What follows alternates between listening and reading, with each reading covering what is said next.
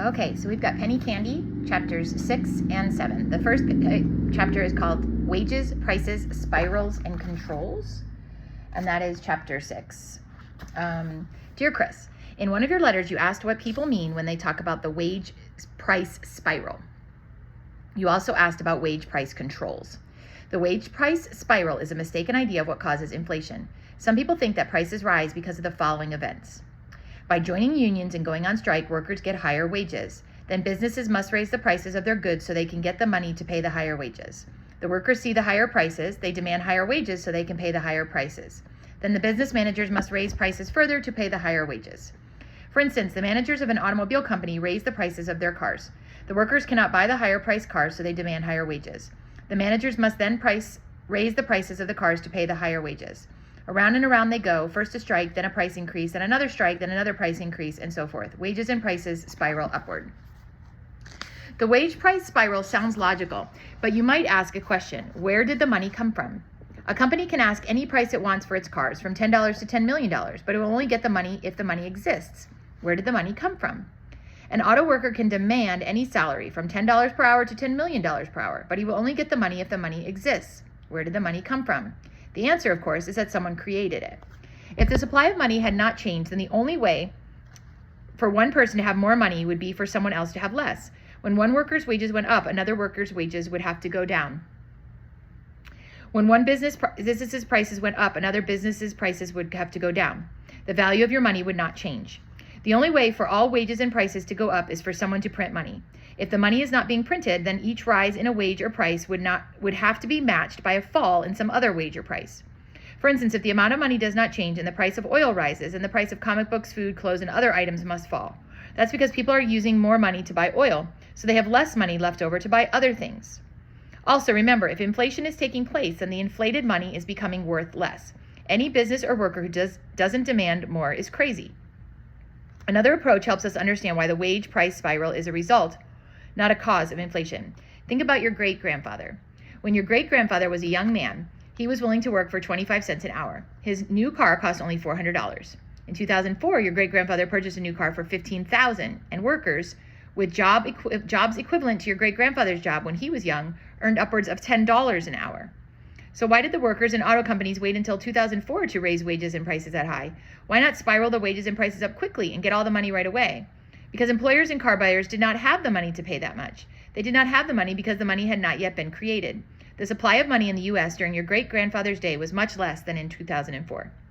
If someone demands money faster than it is created, they simply won't get it. No one will have it to give to him. That's why workers aren't demanding $10 million per hour and the auto manufacturer isn't demanding $10 million per car. That much money doesn't exist. Yet.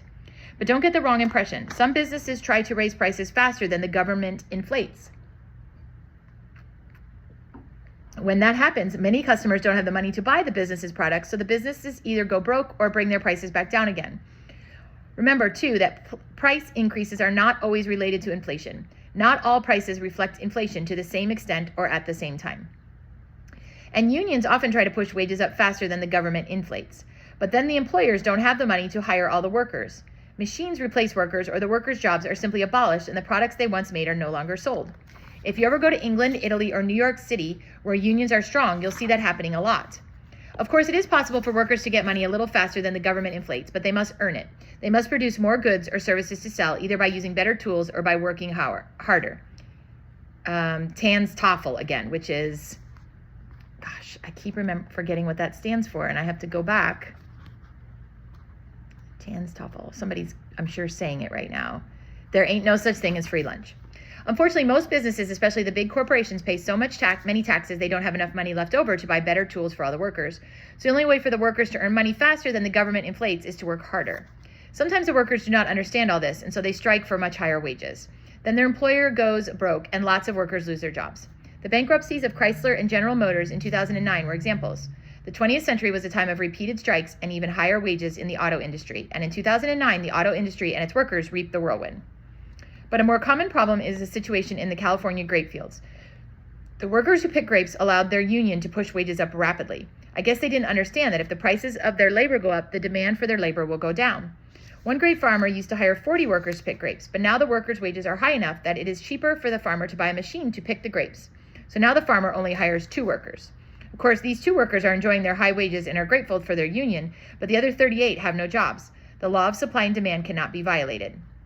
Now let's talk about wage price controls.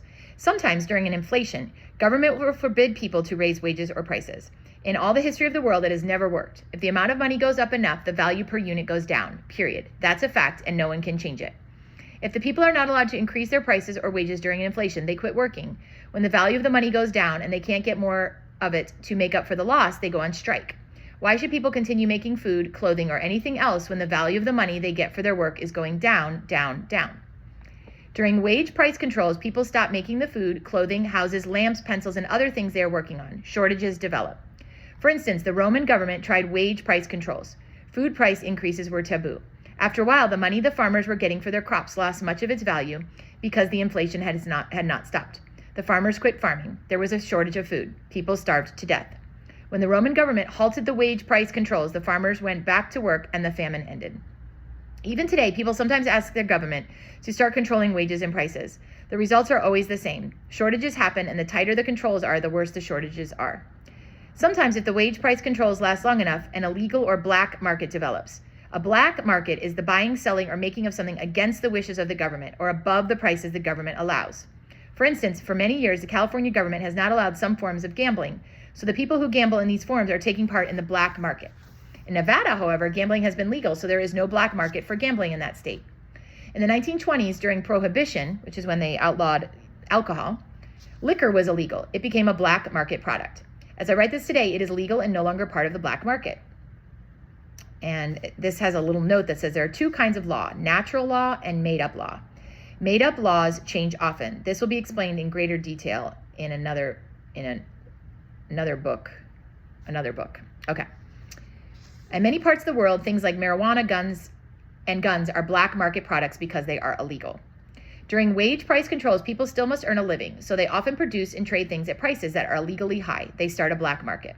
For example, during 1976, that's the year before I was born, in Iran, it was illegal to sell a certain car for more than $4,200. But the auto dealers still had to earn a living, so they sold the cars under the counter for $5,700. They were careful not to get caught. Also, during World War II, the U.S. government paid for much of the guns and other war goods by printing money. As the new money moved from person to person, prices started rising because the money was losing its value, and the government tried to stop the rise by using price controls. However, the politicians did not stop printing money, so the money kept losing its value. A black market developed. All kinds of things, tires, silk, stockings, gasoline, oil, and many others were bought and sold in the black market. No one knows how big the black market or underground economy or shadow economy is in the United States. Economists generally estimate it between 8 and 14% of all the goods and services produced are produced illegally. So this would be like if you had, well, on our farm, that's not a good example.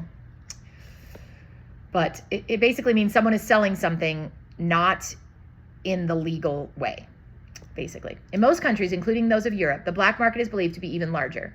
Americans are unusual in their willingness to abide by government regulations.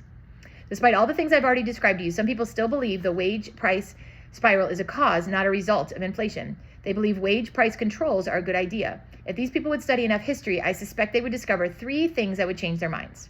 1, large increases in the supply of money are always followed by increases in wages and prices. Small increases in the supply of money do not always cause a change in wages or prices because other things can be more influential. Even when there are no unions and no big industries, this is still true. 2, large decreases in the supply of money are always followed by a fall in wages and prices.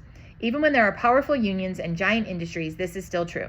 Except when the unions will not allow wages to fall, then some of the workers lose their jobs because the employers cannot afford to pay them. That almost happened to me once, he is saying.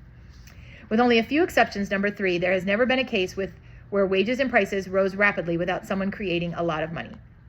One exception happened during the 1500s and 1600s when the Spanish conquistadors were stealing the Aztecs and Incas' gold and silver. The conquistadors stole so much gold and silver and sent so much back to Europe that the money supply in Europe rose quite a bit. So wages and prices rose in Europe. When the Aztecs and Incas ran out of gold and silver, European wages and prices leveled off. The gold discoveries in California, 1848, and Australia, 1851, and in Alaska, in the late 1800s, early 1900s, were also inflations that affected prices. I guess even today the same thing could happen if enough money was moved from one part of the world to another. But I don't know of any such case except a few small incidents in Switzerland.